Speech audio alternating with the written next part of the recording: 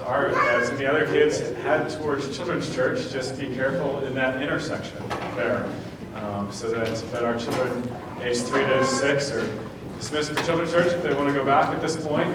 And then I'm going to bring Scott and Kathy on up, just to give you a little bit more. Scott and Kathy, I met Scott probably 5 years ago or so. There was this thing called Just One More at North Cincinnati, and Mark Champagne's like, yeah, the Rosenos are coming to pick some stuff up. You want to help? So I'm just going into the fridges in the kitchen at North Cincinnati and meeting Scott as he's coming in, and we're running stuff out to his car because he's got to be somewhere else too and take care of the kids. And just over time, I've really enjoyed getting to know Scott and Kathy, and we're very thankful to have Greg and Christy here who work with orphans as well and part of their family. And so Scott and Kathy, come on up. And Kathy's going to share a little bit, and Scott's going to bring the message this morning.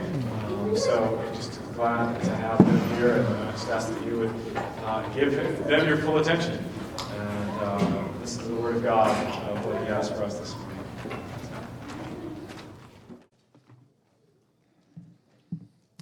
Thanks. I'm going to see if I can multitask here and talk and read and control the slideshow all at the same time.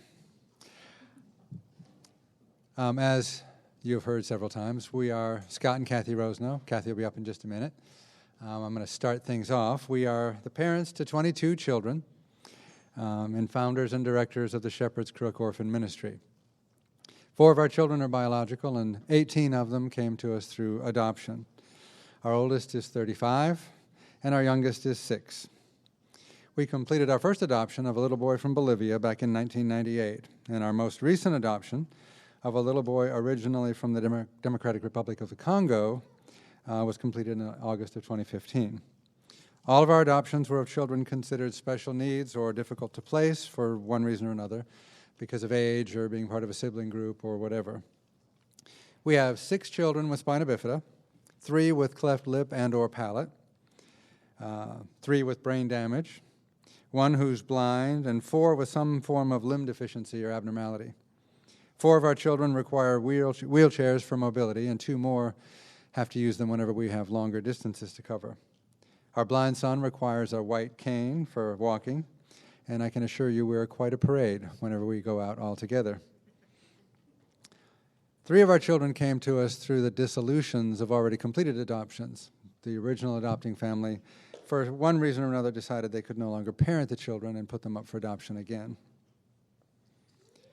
The Shepherd's Crook, or TSC as we usually call it, grew out of our own adoption journeys back in the summer of 2000. Kathy and I had by that time completed our first 2 adoptions, and we had committed to bringing into our home as many children as God chose to lead us to. And we had already come to the firm conclusion that our ministry in adopting was to be focused on the difficult-to-place children. At the time, in the late 90s, many, if not most, of the adoptions being pursued were of what would be considered normal, healthy kids. We felt called to provide a safe and loving home to children who would be overlooked by that mindset. Children with medical needs or emotional needs, or children a little older than the much sought-after 2 to 3 years of age. That was our mission and our ministry. But we also, about that same time, came to the realization that no matter how long we continued adopting and no matter how many children we were able to bring into our home, it would still in the end turn out to be a relatively small number. And the problem was vast, beyond imagining. So we decided to form a ministry targeted specifically at the special needs and difficult-to-place child. Our first idea was to help get the word out about these children, to raise awareness and to encourage those considering adoption to look at these beautiful, worthy, and often overlooked kids. That is still our primary mission as the Shepherd's Crook, and in doing it, we seek to help adoption agencies find permanent homes for their waiting children. In the adoption world, a waiting child is a child who, because of some special need, medical, emotional, or because they're older, or because they're part of a sibling group, is more difficult to place. We partner with roughly 25 adoption agencies now, and to date, TSC has been a part of helping roughly 375 kids come home to their permanent families. We also have sub-ministries focused on providing care and assistance to orphans waiting for adoption, and a new ministry devoted to helping preserve families intact when possible. We are so pleased to be speaking to you today on the occasion of Orphan Sunday during National Adoption Awareness Month. National Adoption Awareness Month began here in the United States in 1984 by presidential proclamation, with the primary goal of highlighting the plight of children in this country waiting in foster care, waiting for the chance to be adopted.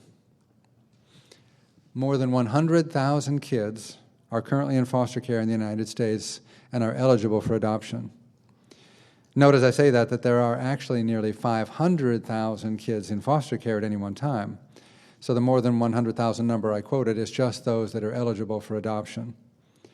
Approximately half of that number, or just above 50,000 kids, are adopted out of foster care each year.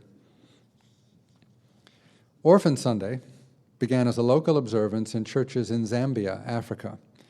It spread to the United States in 2003, and it has been growing ever since. Orphan Sunday seeks to highlight the plight of orphans all over the world and to urge the Church Universal to care for orphans as we are called to do in Scripture.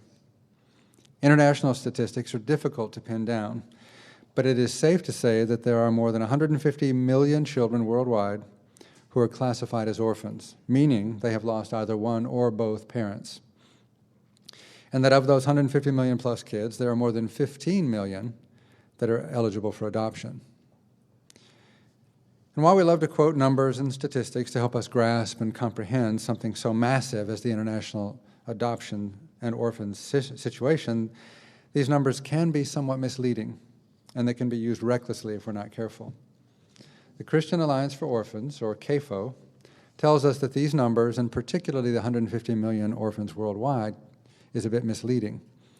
This number doesn't include what are estimated to be between 2 and 8 million kids living in institutions worldwide. They're not counted in that number. Nor does it include the vast number of those living on the streets, exploited for labor, victims of trafficking, or those participating in armed conflict. So what we see is the problem is overwhelming. There are so many children in the need of the love, care, nurturing, and security that God designed into the family. And the problem is not a simple one with a simple solution. This is one area in which we see so clearly the devastating consequences of sin. The orphan care movement worldwide, and especially here in the United States, has been varied both in its approach and in its effectiveness. And it certainly hasn't been without its criticizers and detractors. And the face of adoption has changed greatly in the last 15 or so years. From the frenzy and excitement that accompanied the collapse of the Soviet Union with its reprehensible orphanages and institutions that the Western world only then became aware of, to the peak in international adoptions in 2004 when there were nearly 23,000 adoptions to the U.S. from overseas, and then to the meteoric decline to today's numbers, which fell below 6,000 adoptions in 2015. And today the majority of adoptions are of children considered special needs or difficult to place. One of the things I want to stress this morning is that orphan care is about more than just adoption, as the numbers I quoted should suggest. Approximately 20% of kids in U.S. foster care and less than 10% of orphans internationally are even eligible for adoption. If we focus only on adoption in answer to the orphan situation worldwide, then we are neglecting the vast majority of children classified as orphans. But even as I say that, I want to hasten to add that adopting the orphan is the best way to meet his or her needs according to the model given in Scripture. Orphan care must be about more than adoption, but it still is and must be about adoption. So let's look at that issue a bit more closely. God has clearly mandated that his people should care for the needy. We see this in quite a number of passages, including Exodus 22 through 24. You shall not mistreat any widow or fatherless child. If you do mistreat them and they cry out to me, I will surely hear their cry, and my wrath will burn. Psalm 68. Father of the fatherless and protector of widows is God in his holy habitation. Psalm 82. Give justice to the weak and the fatherless. Maintain the right of the afflicted and the destitute. From Isaiah, learn to do good. Seek justice, correct oppression. Bring justice to the fatherless. Plead the widow's cause. And then from Jeremiah, thus says the Lord, do justice and righteousness, and deliver from the hand of the oppressor him who has been robbed, and do no wrong or violence to the resident alien, the fatherless, and the widow, nor shed innocent blood in this place. If we are true to God's calling, then we must be about the business of caring for the needy, including and especially the orphan. There is no more at-risk, more vulnerable group of needy than the orphan. Though society erected structures to house and feed orphans, structures that have taken different forms in different times, it did not and could not create a viable replacement for a real family. Both institutionalization and long-term foster care do not and cannot provide the stability, nurturing, and support that come from being a member of a real family. And that is why we maintain that adoption is the best and the most complete way to care for the orphan, and perhaps the only way to answer the orphan problem. And stepping into the New Testament, I love the imagery that Paul uses in some of his writings. In Romans, he says, and not only the creation, but we ourselves, who have the first fruits of the Spirit, groan inwardly as we wait eagerly for the adoption as sons, the redemption of our bodies.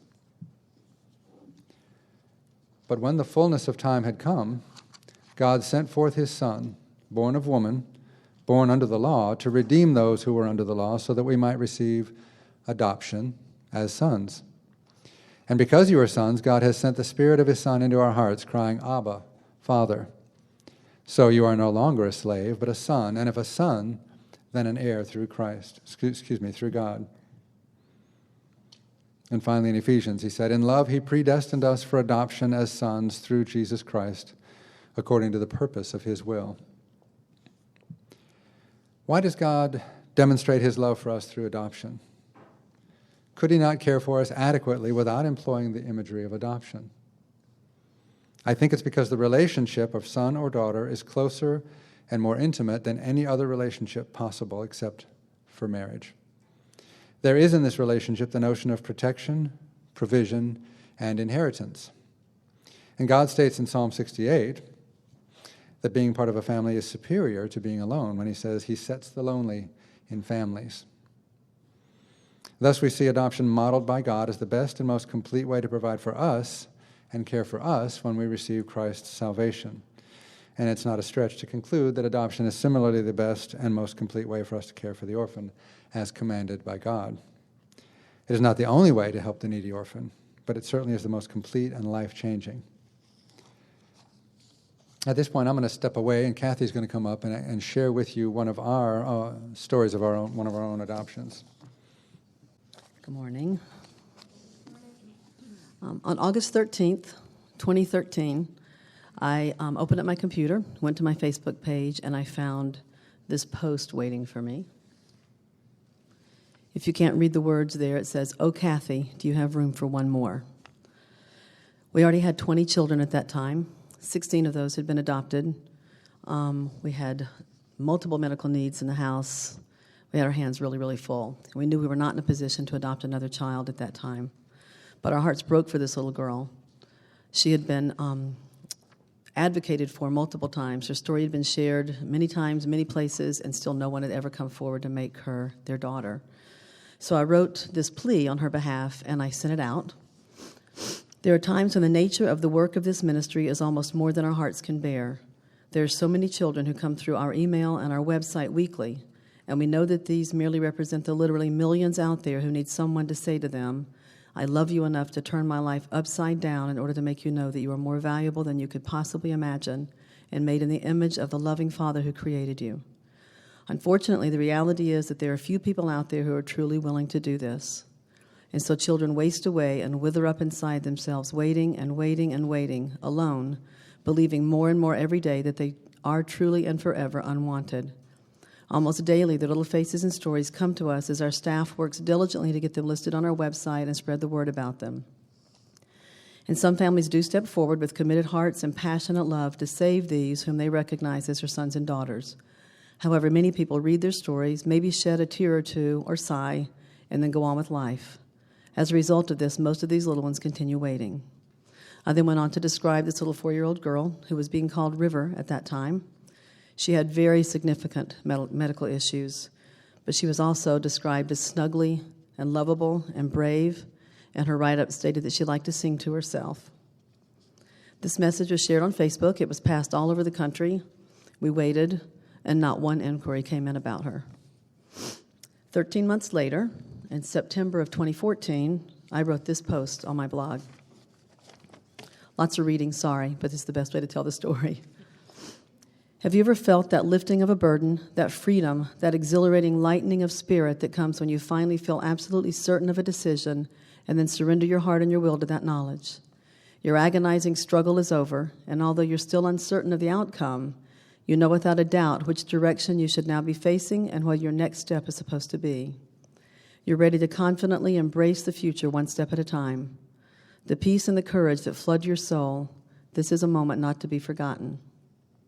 I remember one of those moments so clearly that my heart beats with excitement as I revisit it even now, almost a year later. Do you have room for one more? I opened my Facebook page one day last year and found this question waiting for me, along with a brief description of a breathtakingly beautiful 4-year-old orphan girl who had been born with a terribly deformed trunk and a multitude of accompanying medical needs.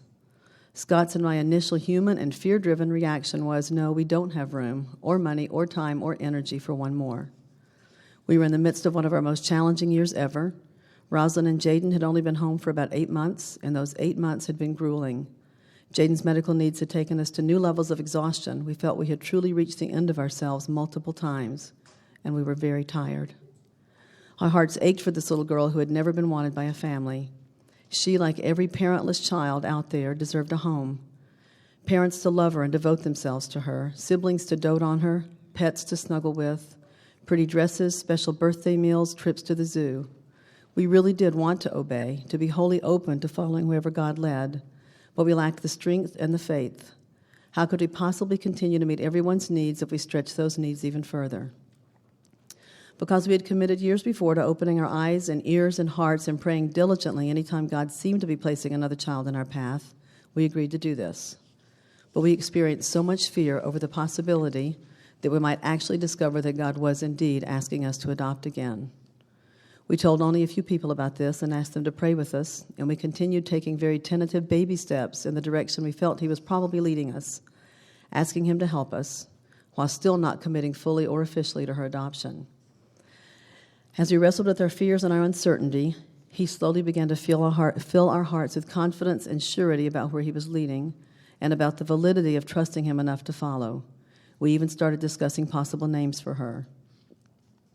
But I still couldn't shake the fear of moving forward and making a solid commitment, and I was plagued with sadness over the fact that I couldn't seem to release this fear and experience joy and excitement over the blessing of another daughter. And then it happened. Freedom. That October Sunday afternoon, 2 months after I had opened that message in Facebook, I was driving alone in the car and praying about this child's future and our role in that. Suddenly, like a flash of light, something happened. Her name came to me so clearly that it was almost as if it had been spoken aloud right there in the car. Lillian Mariah. Mariah is associated with divine providence. It's the name of the place where God led Abraham when He brought Abraham to the point of seeing his own heart concerning his love and commitment for following God. In obedience, Abraham went to Moriah, where God had instructed him to sacrifice his only child, his cherished son, Isaac. Even though Abraham had no idea what God was doing, he trusted God completely, regardless of the circumstances, to make the whole situation right and good and perfect. He didn't have to know how. He only had to follow and trust. He even said, in answer to his son's question about the animal needed for the sacrifice, that God would provide. He was confident that God had this situation under control, that he could trust God to work out all of the unknown details.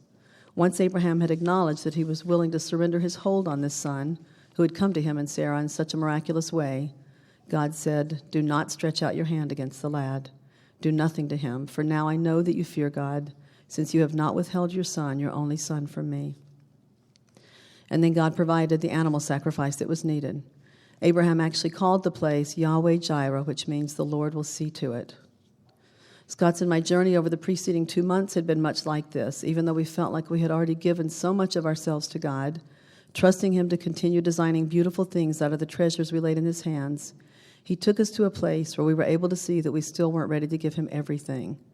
We were still afraid for the future of our family, being able to meet the needs of our children, our ability to care for this little one as she needed and deserved to be cared for. He asked us to release these things, to place them all before him and leave them there and trust him to see to it. So I knew with clarity that this child had been chosen to be our new daughter, and I knew that her name was to be Lillian, which fit our children's name pattern and means God is perfection, and Mariah, because of the deep personal journey of the heart that we had traveled to come to this point of complete surrender, where I did finally find waiting for me peace and excitement about what was ahead. Then, although that moment of release was so dramatic and real for me that I didn't really need further confirmation, I was blessed to stumble across this writing by Octavius Winslow 4 days later. Our hearts had heard correctly. When a cloudy and wintry sky looks down upon you, when the chill blast of adversity blows, when the heart's fondest endearments are yielded, when the Isaac is called for, when you are brought so low that it would seem to you lower you could not be, than to look up with filial love and exclaim, "My Father, your will be done." Oh, this is holiness. This is happiness indeed. It may be God, your God and Father, is dealing thus with you now. Has he asked for the surrender of your Isaac? A higher degree of sanctification there cannot be than a will entirely swallowed up in God's. Earnestly pray for it. Diligently seek it. Wrestle for an entire surrender to be where and to be what your covenant God and Father would have you. Lillian Mariah came home to our family in June of 2014, just 3 months before I wrote that blog post. Her courage and her strength and her overflowing joy and her spunk daily inspire every member of our family as she rises above the incredible challenges she faces every single day. We would have missed such a gift if we hadn't trusted God enough to follow him down this very scary road. We thank him constantly for leading us, for whispering encouragement in our ears, for showing us each step one at a time, and for carrying our daughter home to us. Only God knows the perfect path for each of us. We would, in our human fear, turn away from so many of the paths that he lays out for us, and then miss too many blessings to even count if we followed our own earthly wisdom.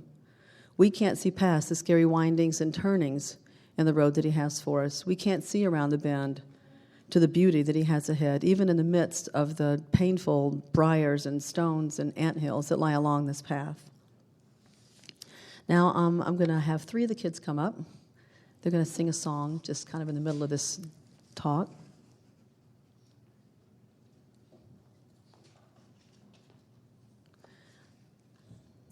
I'm pretty sure that Stephen and Colin sang when we were here last year, so I think I introduced them. For those of you who weren't here last year, I'll just give a little brief introduction of the 2 of them again. Stephen is 16. Stephen came home to us from China when he was 2. He was born with cleft lip and palate and hearing impairment. He actually has a hearing aid and a beautiful singing voice. Colin was also adopted at the age of 2 from Bolivia. Colin was born very prematurely at 26 weeks gestation, and by the time he was 8 months old, he was completely blind because of that premature birth. The Bolivian government was in the process of moving him to a mental institution when Scott and I got there in time to adopt him and stop that from happening. Kaylin is adopted from China when she was about 3.5. Kaylin is 15. Colin is 18 now, by the way. Don't let the height fool you. Kaylin was abandoned in a train station when she was about 1.5 years old. We don't know anything about her story before that. Kaylin was born with a condition called spina bifida that has left her with paralysis in her lower limbs. Thanks to an awesome orthotist who makes really super great braces, she is able to walk when she has her braces on and even play football in the backyard, which is really, really important to her. The song that we've chosen for the kids to sing today speaks to this need to surrender our walks completely to God, even the desire that kind of hangs around inside most of us. Most of us really do long for a deeper walk and for the courage to live boldly for him. But so often the voices around us, speaking what the world calls wisdom, and our own very real fears, keep us stuck somewhere in the middle, unable to really jump in there and dive deep into what God has for us. I don't know what you're asking me, I'm sorry. As you listen to the boys sing, read the lyrics that Scott has up on the board here, and remember the words that I just read from Winslow. A higher degree of sanctification there cannot be than a will entirely swallowed up in God's. Earnestly pray for it, diligently seek it, wrestle for an entire surrender to be where and to be what your covenant God and Father would have you. Just before they start singing, I also wanted to mention that some of you may know that Scott and I wrote our first book. It was published about a year ago. It tells the stories of these three and most of our other kids. It tells how we ended up in this life in the first place and goes up through 2008. We're in the process of writing another book that will pick up where this one left off and tell the stories of the other children who aren't in that book. And if you want to know more about their stories and how we ended up here, we have some books available here out in the foyer on one of the tables.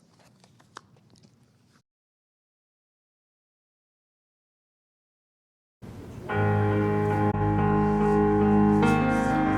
between the hot and the cold, somewhere between the new and the old, somewhere between who I am and who I used to be, somewhere in the middle you'll find me, somewhere between the wrong and the right, somewhere between the darkness and the light, somewhere between who I was and who you're making me, somewhere in the middle you'll find me. Just how close can I get, Lord, to my surrender without losing all control?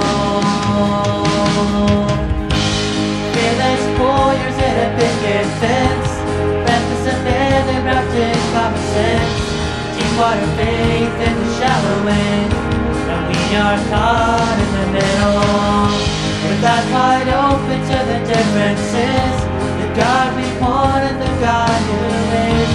Will we trade our dreams for His, or are we caught in the middle? Are we caught in the middle?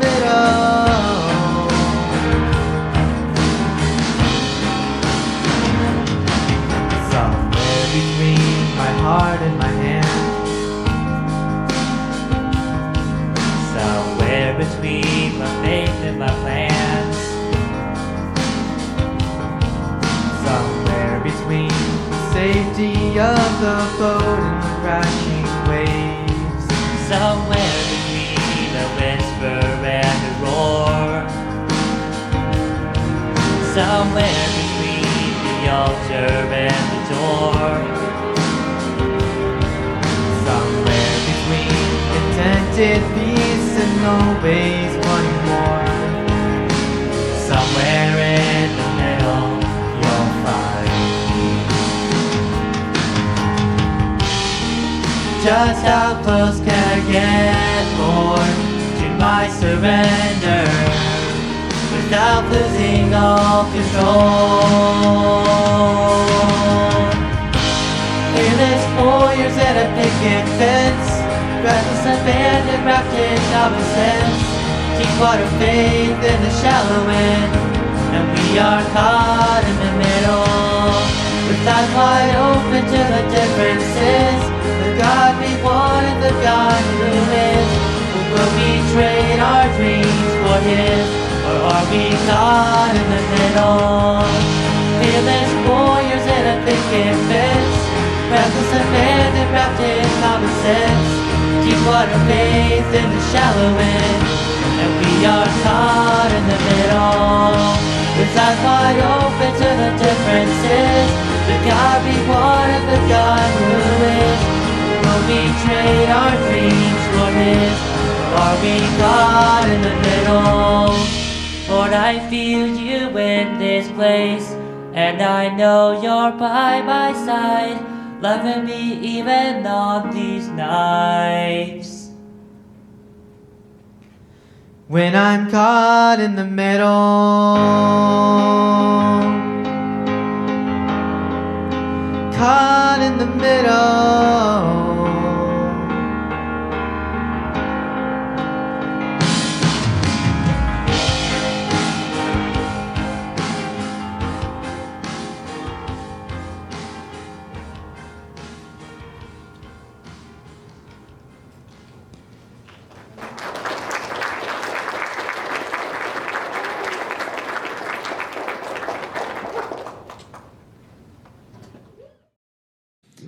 Somewhere in the middle. That's an interesting thought, and one that I think is real for all of us. We are all living somewhere in the middle, between the old man and the new, between the already of our position in Christ and the not yet of our complete sanctification and glorification. This is where God in his wisdom has chosen to leave us to do the work he has commanded us to do. For most of us, this somewhere in the middle works out as a partial surrender of our wills to God's, just as was sung in the song the boys just did. I think that one of the most poignant lines in the song is, just how close can I get, Lord, to my surrender without losing all control? Think about that. How many of us, when we really truly examine ourselves, can relate to that truth? We dabble with surrender, but at the same time, we hold on to at least part of our own will. I think about some of the giants of church history and their lives of complete surrender to God's will. Martin Luther, once he received his epiphany that the just shall live by faith, threw himself fully and wholeheartedly into the sweet surrender of his life to God's will, despising even the papal bull of excommunication and the death sentence it carried for the sake of delivering the message of truth and freedom to the world. Amy Carmichael, who left Ireland ultimately to minister to the children of India who had been essentially sold into slavery. She served more than 50 years in that mission field without so much as a furlough, dying in Dohnavur at the age of 83. And oh, what a difference her life made, with its ripple effect still being seen in the world today. Or Jim Elliot, who from his childhood knew that his life's work would be to take the message of the gospel to people who had never heard it. And even in death, he surrendered his will, his very life, to the God he trusted so completely, dying on a beach in Ecuador along with 4 equally committed young men, rather than fighting back against the villagers who had come to kill them. These and so many other examples to all of us are examples of complete surrender to the will of God, what it can look like.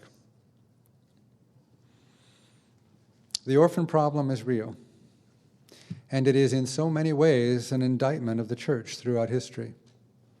God instructed his people to care for the orphan, and he invented the concept of adoption for us to emulate, and we haven't done it. As I said in my opening, the number of adoptions from overseas to the U.S. fell from its zenith of 23,000 in 2004 to its current low of fewer than 6,000 in 2015, and indicators are that this downward trend is continuing. The number of adoptions from foster care has remained fairly steady during the same time frame. Why is it that in spite of the apparently growing adoption movement within the church, the numbers are falling so dramatically? Many factors play into such a trend, and it would be irresponsible of me to try to give you a simple answer. But it still speaks to the fact that the number of orphans in the world is rising rather than falling.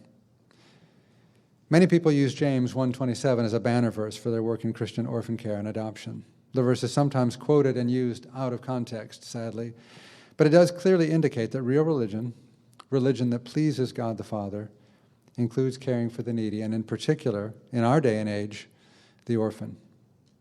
So what needs to change? What needs to happen for this downward trend to reverse? Many things, but among them, the orphan care movement, and especially the adoption movement, needs more men and women fully committed to following God's mandates for how we are to live in this world, and committed to caring for the orphan. And I'd like to echo a call made by Russell Moore at last year's CAFO Summit in Nashville. The orphan care movement needs more men. Dr. Moore said, orphan care is not just about nurturing, it's also about fighting. It is typically the women who bring their nurturing and emotional connections to the orphan problem, and that's good. But we also need men who will lead and not just follow. We need fighters. The battles are spiritual as well as metaphorical. So I'm going to close this morning with a challenge to all believers hearing my voice. Ask God if you're involved enough in the fight over the lives of orphans all over this world. I'm not suggesting that everyone in this room should go out and adopt a child. I'm not even sure that would be a good thing. But I am suggesting that everyone in this room should go before God and honestly ask if he or she is doing enough in the cause of the orphan. Ask if you have surrendered your will to God's in whatever way He leads and whatever He leads you into, and whether you might be in actuality somewhere in the middle. As the example of so many, many Christian men and women have showed us, for the believer, fully and honestly surrendered to the will of God is the only place to be. I want to thank you all for having us here this morning. Thank you, Chad, for giving us this time to talk. We have a table set up out in the lobby with more information about our ministry and the work that we're doing, or ways that you can get involved to help that aren't necessarily directly adopting a child. There are many, many ways to be involved in this important work. And we also want to mention that the Shepherd's Crook is in serious financial difficulty right now, and we would really appreciate your prayers on our behalf. We are convinced that God is not yet done with this little ministry, and so we ask you to join us in praying for His provision. We recently sent a letter out to our supporters explaining the situation that we're in and what we need, and there's a copy of that letter out on that table if you'd be interested in reading it to know more. So as I said, thank you for listening. We will be out in the lobby after the service to answer questions or talk to you, either at the ministry table or the book table, but thank you all very much.